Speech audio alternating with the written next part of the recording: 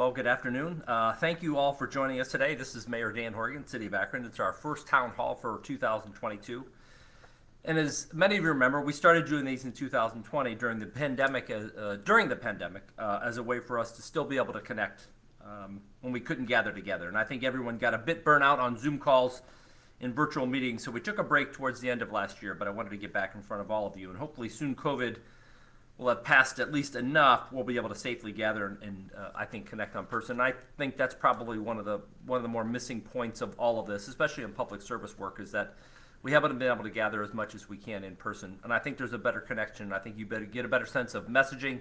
I think you get a better sense of what we're trying to do, as opposed to doing them virtual like this, as opposed to in person. So we're certainly looking forward to that point as City Council starts to resume some ward meetings.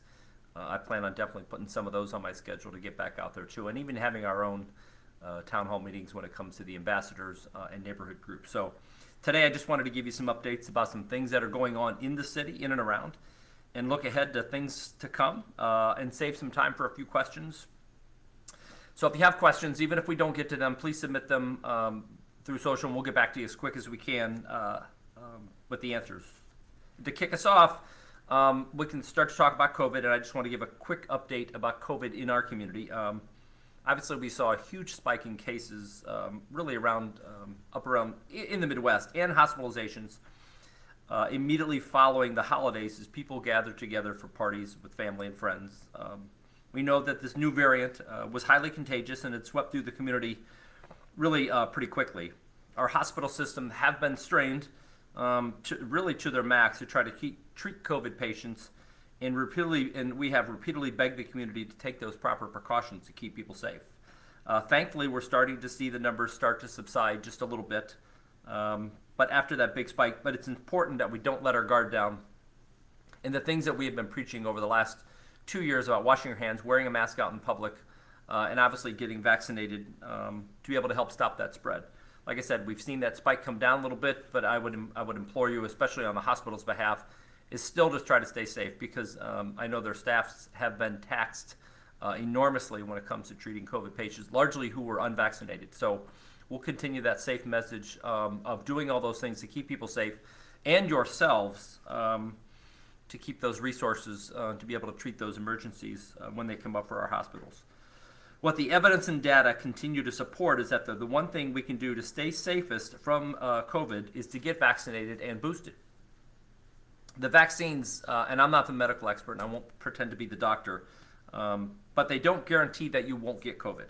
But they do give you the best chance of having a mild sickness instead of something more serious, and keeping you out of the hospital, which is really the overall goal, is really to stop the spread, to keep people from getting it, but they do get it, to keep those symptoms mild. And you can stay up to date in Summit County with those numbers by going to Summit County Public Health's website, and I'll read this off twice, just so if you don't know it, you can write it down, but we'll also post it here. It's www.scph.org/COVID. And I'll do that one more time. www.scph.org/COVID. And if you haven't been vaccinated yet, talk to your primary care doctor or your physician and look into getting for that, both yourself and for your loved ones. There's a lot of information out there about vaccines, and some of it, kind of runs counterintuitive to each other. But the vaccines have been proven to be safe and effective. And if you look at even their development, they were developed, pretty quickly by the scientific community to be safe and effective. They're widely available at many pharmacies in locations throughout Summit County. Also, a quick note, as of last week, every home in the United States is eligible to order for free, F-R-E-E, at-home COVID tests, and the tests are completely free, and they usually ship between 7 and 12 days. And you can order those tests at covidtest.gov, and I'll read that one more time. COVID tests, C-O-V-I-D, tests, T-E-S-T-S.gov. So make sure you order those to get those free tests for you and your home. Moving on to the budget, obviously one of the bigger things happening now and really throughout the year is our annual capital budget discussions with City Council, and we've had hearings 2 out of the last 3 weeks, interrupted just by the holiday, Martin Luther King Day. But the capital budget is essentially a plan detailing the capital needs of the city. And it's passed by resolution by February 15th of each year and works as a roadmap for our future capital projects. A lot of time capital projects will go from year to year when it comes to closeout charges or whether the project gets done. If you noticed, Main Street has been a multi-year project, and actually working on that last section of Main Street of going north between MLK and Market Street. As you noticed, they've been a lot of work going on down there. Obviously, the weather does affect it a little bit, but that'll be that last section of Main Street to get done. We then take the operating budget, which is really two separate ones. We take that budget to City Council in March to appropriate funds to do just the normal things of city operations, picking up trash, plowing snow, all of those things that we do on a daily basis. This really gives us the legal authority to expend those funds over the rest of the year, both capital and operating. And this year we're working with both regular income tax funds, state funds, but also American Rescue Plan Act funds provided from the federal government just last year. And Akron's allocation will be $145 million over 2 years. But this particular budget includes $166.9 million in state funding and $73.3 million in federal monies. And part of those monies did come in last year, and they will be expended this year. And an important note about the American Rescue Plan dollars, they've got to be expended by 2020. I mean, we have to spend them by 2026, at least have them budgeted by 2024. So there's a timetable to spend those monies. Local funds of about $99.4 million include the $15 million expected to be generated by our Safety and Streets income tax increase from 2017. And if you remember, these funds were used exclusively to invest in improvements in police, fire, and roadways in the city of Akron. Highlights of the capital budget so far this year: it's the largest commitment to parks and community centers at approximately $25 million in using ARPA funds. The design of new pools and the renovation of the locker rooms at Perkins Pool and Reservoir Pool. And quite frankly, coming into office and looking at we'd say the water assets of the city, we had not invested enough into those pools. And so to be significantly investing in those pools now, I think is a great way, at least on the community center side and the pool side, that recreation, especially on the summer side, is important in our neighborhoods. Also, the renovation of Patterson Park, Ed Davis, and Reservoir Park community centers. And even before we were allocated ARPA funds, we had done an analysis of, a lot like we did with the fire stations, is what are some of the newer community centers, like over on Chateau in West Akron, that partnered with the library, and what were some of the older ones? And Ed Davis and Reservoir and Patterson are those are the ones that kind of were listed to needed the most help, and that were the top of the list to be able to be replaced or renovated pretty quickly. Also, the implementation of the Lock 3 and Summit Lake Vision Plans, created in partnership with both the John S. and James L. Knight Foundation as part of the Akron Civic Commons. The redesign of Lock 3, according to the Lock 3 Vision Plan, to begin the fall of 2022 after the summer concert season. And $10 million of public space infrastructure investments around Summit Lake. And Phase 1 includes the construction of the Ohio and Erie Canal Summit Lake Trail, set to begin right this spring, and followed by the final design of the North Shore activity. And one of the important things to remember about Summit Lake is that there are a lot of partners involved with the Knight Foundation, Ohio and Erie Canal, but most importantly, the residents of the area, and engaging them in what they wanted to see around Summit Lake. Well, I'm excited to see the improvements that we've been able to do so far in partnership with the residents and other organizations, and I think it's going to be really exciting to revitalize the area in and around Summit Lake.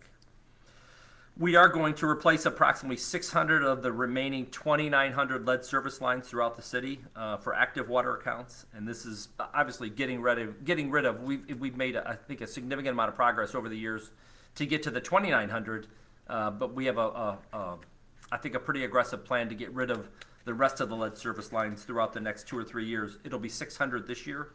$2.2 million in homeless prevention and housing assistance to most at-risk Akronites. Utility plumbing repairs. ARPA funding will offer assistance to qualifying customers with minor plumbing problems and fixtures that can cause water waste and high water bills.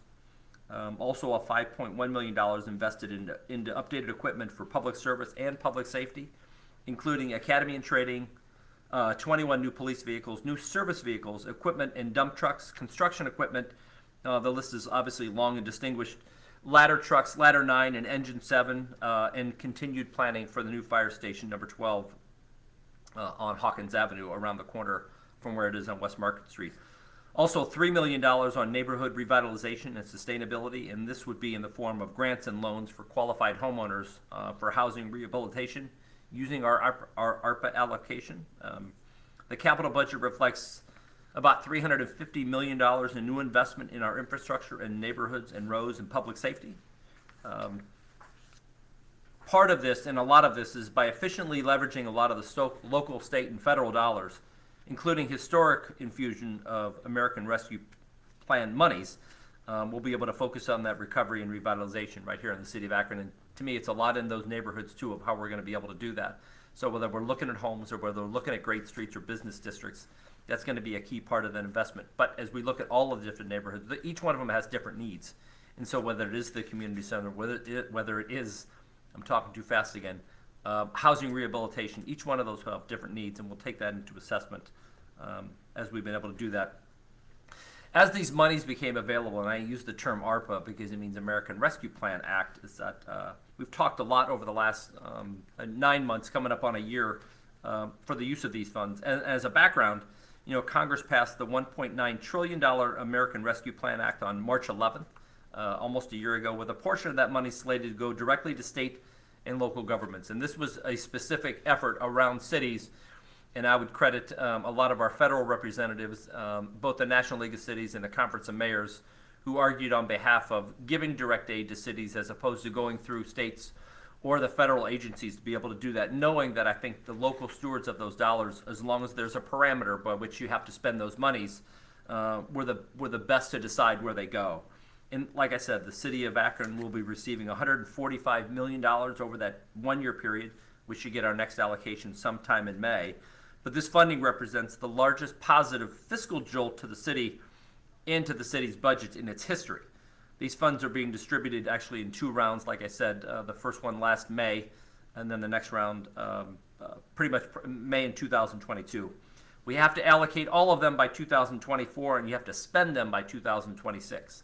So they have to get into the pipeline pretty quickly so we can make that significant investment. So initially around April last year, I laid out some specific goals around where we'd like to be able to put that. The first is into a housing rehabilitation grant program and residential building grants for infill housing. If you noticed, the city of Akron is obviously owns a lot of land and empty lots in and around the city of Akron, so we're trying to encourage people in some of those infill lots, or maybe a couple of, whether it's a couple or 2 or 3 or 4, to be able to do some infill housing in the neighborhoods. Public utility support, and those are investments in drinking water infrastructure, including lead services, water mains, an ongoing CARES Act utility bill relief grant program. Local economic recovery, which would include small business loans, supporting entrepreneurship and the ecosystem access, assisting local sectors directly impacted by COVID-19, supporting downtown Akron recovery, increasing job readiness and to access employment services, and investing into vacant building registry to combat that blight. And that was one of the, I know it was one of the strong things from Akron City Councils to do a lot more of that demolition to some of those commercial buildings and even residential. And this is something that I know mayors and city council people across the country had lobbied the federal government hard to be able to use some of that money to invest in neighborhoods to remove blight. Obviously, as an older industrial town, and we created a vacant building registry to give us an idea, even though a lot of us knew where these buildings were, but actually to get a list of them so we can get them on the list and hold the property owners accountable for what the building looks like, and also to remove a lot of those when it comes to their blighted condition. Another big investment is the community and youth violence prevention. And some examples can be, and I know we're working through a lot of ideas with the youth violence coordinator, which we hope to be able to bring on to the city here pretty quickly, is youth employment and training, youth violence prevention, around priorities of what youth actually need. And to me, it's a lot of asking the question, and as I've visited high school seniors, across the city over the last couple of months, really it's a market question too, because we can't do things and just say, listen, this is what we're going to do. We have to ask them what they actually want. If we want our kids to stay here and go to school at the University of Akron and invest and stay here and take those jobs that hopefully will be open and here for them, we've got to ask them what they want. And I think it's a key question, and I've gotten some great questions so far from high school seniors, so kudos to all the schools that I've went to. They asked hard, tough questions about what we're doing to keep them here, because, and I say, we've had population decline over the last 59 or 60 years here in the city of Akron, and we know a lot of our young kids have left, but we have to ask them, where'd they go? Well, we kind of know where they went. They went somewhere else for maybe a better opportunity. And I think as a community, we have to create that opportunity with them and for them. But to me, it's asking that question. Let's ask them what they want first. And it is a range of different things when it comes to the generational questions. And it may be something different that we want, but we have to lay a better foundation for our kids to take over those opportunities to do that. And I know it kind of talks, at a 30,000-foot level, but I encourage all of us to engage in those conversations to find out what kids and high school seniors and young kids want out of our community. And I think you'll be surprised by the answers because they're extremely thoughtful. They spend a lot of time thinking about what's going on in the world and in the community. And they have, I think, a lot of good suggestions. It's creating those priorities for them at the same time. And it's not to say that we're not an age-friendly city, because we want people to be able to age in place too. We have an older population sometimes in the city, so we want them to be able to stay in their homes, which is why we became an age-friendly city with Direction Home and the AARP to assess what seniors need to be able to stay in their home.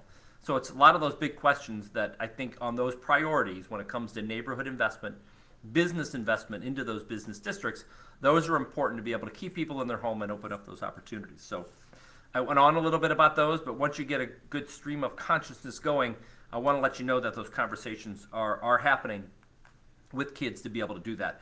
Another big investment into our city parks and public spaces, and also city IT and budget stabilization.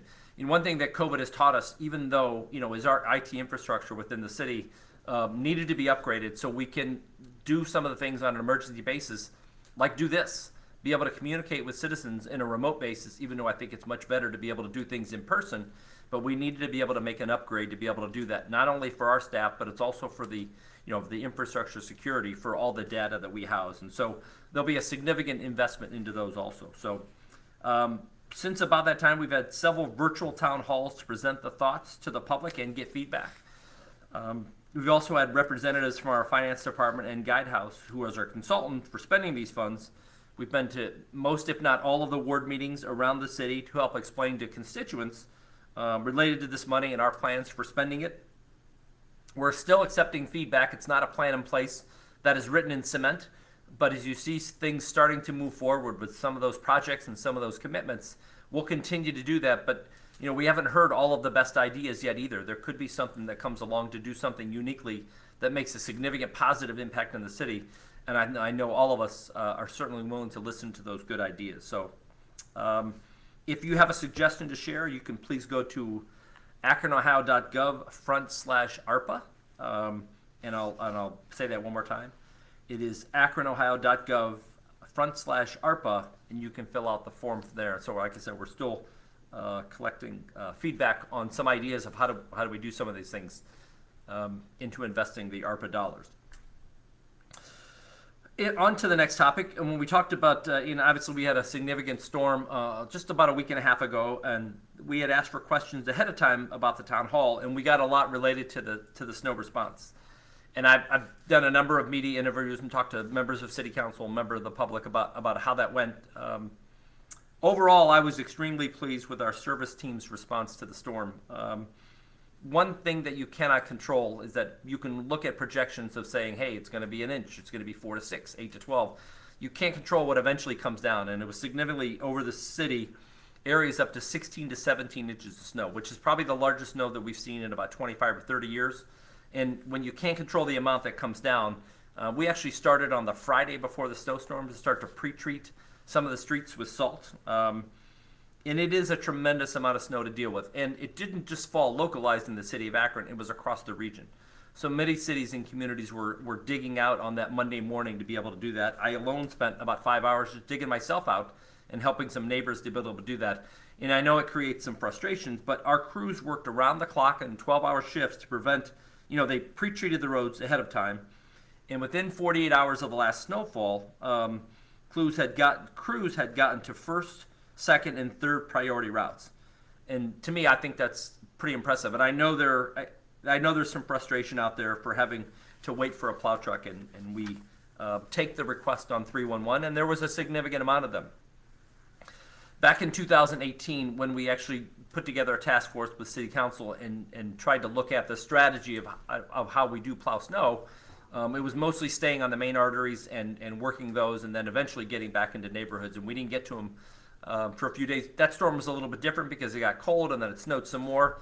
But we continued to work into those first and second and third priority streets. You've got to get to the main roads, then to the feeder streets, and then to the residential streets, so you actually can get out to be able to go to work. And I know there were a lot of things that were closed on Monday, and people did miss work or an appointment. And I know that's a cause for concern, and people get frustrated. But the reality is that like I said, we haven't seen that much snow. It wasn't a typical storm. But I think they executed, the new routes, which were established in 2019, to get those first and second priority routes drivable by the end of the day on Monday. And that is a huge undertaking, because as we did a parking ban, so you maybe have some cars parked on streets, you had commercial areas plowing snows into streets that we had to go back and clear. And the goal is to get curb to curb. Sometimes we can't do that. We did have the holiday with Martin Luther King Day, that did back up sanitation, so we had to make sure that we can get the sanitation trucks back and picking up trash on Tuesday. So there are a lot of moving parts. I know people get frustrated and they complain that they didn't get their street plowed in time. But like I said, I think it was a pretty impressive effort to be able to get the streets cleared that quickly within 48 hours that you can get to passable. Now, are they all down to the pavement? No. Can we get back out there and salt a little bit more? These are those things that it's Northeast Ohio. We do get snow. We had a couple of mild winters, I think the last couple. This was almost 1.5 feet of snow. There's going to be more snow before the end of the winter, and we'll do those same things that we've always done, and I think that's doing really good city services of clearing the streets as quickly as possible. We actually had a plan to add about 12 new trucks this year, and because of supply chain issues, just like everybody else has, we didn't get those trucks in. That doesn't, once we get those in and start to replace some of that equipment, they don't break down as easy because they're newer. We're always looking for continual improvement to be able to do those city services. But getting the new equipment is significantly helped. But like I said, I was pleased with the performance of the crews. When you're working 12 hours a shift and trying to plow the streets, there's traffic out there. There's a lot of unknowns. Sometimes it's in the dark because you're plowing at night and you're going down a residential street. There's a lot of moving parts, but I think they did an excellent job of being able to clear those streets as quickly as possible. One thing that we didn't tow a whole lot of vehicles just because I think that's one of the last things that we should do, but we did have a parking ban, and certainly understand this is a city and people are going to park on the street. When people do park on the street and not in a driveway or in somewhere else, we can't go curb to curb. Which is you can only get one lane of travel going in that direction. So you may see, the pavement but snow on the sides of it before you get to the curb. It makes it a little bit more difficult because we've got to come back once the car moves and then be able to plow again. And certainly, I know it's going to block in driveways. When you have 1.5 feet of snow, traveling down the number of lane miles that we have to clear, snow is going to pile up, which is why very early on we called in contractors to be able to help move some of that snow out of there. I know people say, well, why don't you just tow more cars? To me, we try to make that as a last resort to do that. We aren't trying to inconvenience our citizens or really put another financial burden on them when it impedes our drivers. The goal was to get these streets open and passable and get them down to the pavement, and I think they did a pretty good job of that. We want to tow cars, I think, at the last resort. It is an inconvenience, but if it does prevent a public safety issue in being able to get down those streets, we will certainly utilize, which is in an essence of why we did the parking ban in the first place. I don't think mayors take that lightly when they do parking bans, because it is an urban area. You need to be able to park on the streets. But when there's 1.5 feet of snow and we want to be able to plow curb to curb, that makes it a lot easier for them to be able to do that. So, all right, before we go on to questions, I think most importantly, February is Black History Month. Not just to mention that, but we'll be celebrating all month long, highlighting some Akronites on our social media channels with videos and interviews, giving back an extra 10% in blimps for Black-owned businesses on our Akronite app, hanging up banners on High Street, and making sure to follow along. Make sure that you follow along on our pages to join us in celebrating all of the stories in Black history and the contributions of the Black community right here in Akron. And certainly the banners do not represent nearly the number of people that have contributed to Black history in the city of Akron. These are a few highlights. Don't mean to offend anybody if we missed anybody. And if you have an important story about Akron's history and Akron's Black history, please share it with us so we can share it on our channels also. We also, I think it's important to be able to recognize that in the leadership positions that we're all in at some point on Black History Month, and the contributions to make this city, I think, as great as it is throughout the month of February. So let's take some questions, and I think the first one was from Mark. Stephanie. Okay, so Mark S. asked, I think the city did a much better job with snow plowing response to our most recent storms than they have in years past. My question, though, is about clearing sidewalks, which I've noticed in a lot of areas are still packed with snow, making it difficult for kids who have to walk to school. Who is responsible for plowing sidewalks? Mark, that's a good question. I know a lot of people are unsure, but based on our ordinance, here in Akron, the property owner is responsible for clearing that sidewalk. So whether it's a business owner or a homeowner, the expectation that we have is that you're able to clear that within 24 hours. Obviously, a foot and a half of snow is going to be a little bit more difficult than that. The areas of concern are especially around schools where where maybe sometimes kids would have to walk on the street. But I've even seen that over the last few days as the snow has subsided, as people are walking in the street because those snow plows or those sidewalks aren't clear. And it really is kind of a hole in that operation. The responsibility is on the property owner to make sure that they get those cleared. And I hear stories. I heard dozens of stories literally every day of one neighbor helping another neighbor, and I think that makes a significant impact. Obviously, we encourage people, but if you cannot do that, that's where I think there's a hole in that service somewhere about how we can do that, is help senior citizens and people who are disabled who aren't able to clear those sidewalks. And so there's been a lot of suggestions about how we can move forward around that. And I'm certainly listening to some ideas about how we can make sure people get their sidewalk plowed. The sheer volume of that is we just don't have 1,000 people with snow plows and with snow blowers to be able to go out and do. And if you can imagine the time to be able to do that. And so certainly willing to listen to ideas of how we're able to clear those sidewalks a little bit better. Even if you look at some of the bridges, especially up on Glenwood and Talmadge Avenue, a lot of kids are walking to school at North High School and have to cross those bridges and not. So working on something to try and get those clear. I know the snow was a while back, but it is still there. And it's a concern for us too, because we don't want people to walk in the street, but we're also encouraging property owners to make sure that they get out there and at least clear a path on those sidewalks so people can walk. So good question.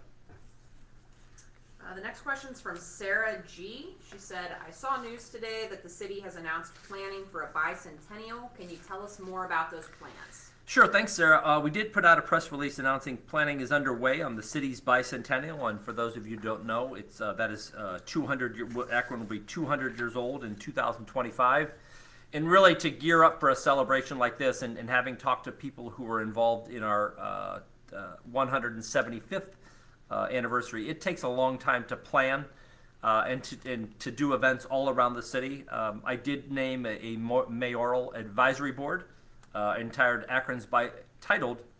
Akron's Bicentennial Commission, and the chairs of the commission are Marco Somerville, senior advisor to me, the Honorable Eleanor Marsh Stormer, judge of the probate court, and Dr. Cynthia Capers, emeritus dean and professor at the University of Akron College of Nursing, and Ernie Patutu, Ernie, president and CEO of Harwick Standard Distribution. So there'll be a lot more coming when it comes to the planning part of it and the fundraising part of it. I would stay tuned to our channel, and I think a number of channels as we all celebrate Akron's 200th anniversary in 2025. You can find out more about the press release by going to akronohio.gov/bicentennial. Go ahead. The next question is from Kyle S. Kyle said, I noticed recently that the city had completed a large water treatment facility. Does this completion mean we'll see a reduction in our large water bills anytime soon? Well, the short answer is, I know it's something that we've been working on, is to reduce the overall cost of the project. Akron raised its water rates back in 2013 or 14 to be able to pay for this federal consent decree to clean the waterways. The short answer is no. We have been able to reduce the overall cost of the project significantly by extending the years, getting low interest loans, re-engineering some parts of it. But this is one of 26 major projects undergone with our consent decree. We have been under this consent decree for a while. Obviously, the project is enormously expensive to date, and there's been no help from the federal government when it comes to this. We certainly expect and maybe can hope to use some infrastructure dollars on the next tranche, not from the ARPA funds, but there's an infrastructure package, and hopefully certainly be able to use some of those dollars to be able to alleviate the cost on that. Long term, like I said, we haven't raised water rates in 2014 and actually made a commitment that we wouldn't do it until 2021. Not thinking about that now, but we are looking about how that, what that overall future is to do that. Like I said, we have saved a significant amount of money, north of $150 million, but it really wasn't necessarily, it was overall borrowing costs. It was stuff that we would not have to borrow. It wasn't like we were sitting on this money to be able to do that in the long-term part of it. We have one more amendment that we'd like to do to save a significant amount of money for the last portion of the project, which will include down along Caugus Street and another tunnel to connect back on that north side to do a lot of that work. So kind of stay tuned, and this is something that we're working on really on a daily basis to be able to drive down those costs of the overall project, so we don't have to raise water rates to be able to cover that. So, but the short answer is that it won't bring those down right away. Okay, let's just do one more question, Okay. and then we'll wrap up because we are at 2:30. Sure. Jen K asks, it seems like every entry and exit ramp to the city is closed for construction right now. Why so much construction at once? Yeah, this is the frustrating part of this sometimes too. It's that 6 or 7 years ago, ODOT had made some significant commitments. And I'll start this off by saying all of the expressway projects are ODOT related. That's the Ohio Department of Transportation. But they have let the city of Akron know. If you look at the Main and Broadway exchange, that was the first one. They let us know that there was going to be a significant investment into the projects, the expressways around Akron. That includes Route 8, 76, Central Interchange, and the Route 8 bridge at some particular point, to the tune of about $500 million, which is a lot. I see this as I go into most of those major cities, Toledo, Cleveland, Columbus, Dayton, Cincinnati, that are doing a lot of work because that infrastructure is so old. So ODOT does control those projects. We have we have engineers involved in that, but when they close those exit ramps, that is their decision to be able to do that. And then they, hopefully are marking clear detour routes to be able to get to places. I know it's frustrating. I know it seems like it's happening all at once. I know I've heard the jokes of construction season is all year long to be able to do that, but it is a significant investment to be able to move goods and services and people across the region, infrastructure that is new as opposed to maybe 50 or 60 years old. But I share your frustration because sometimes, you figure out where the detour is and you end up going, wide around where you'd like to go. But I'd ask you to be patient and drive slow through those. And there is a significant number of people working out there, and it is dangerous as they do that. So drive slow and try not to get too frustrated with all the investment into the infrastructure. I want to thank you all for taking the time to listen. If we didn't get to a question, please share that with us on social, and we'll talk to you soon. Thanks, Akron.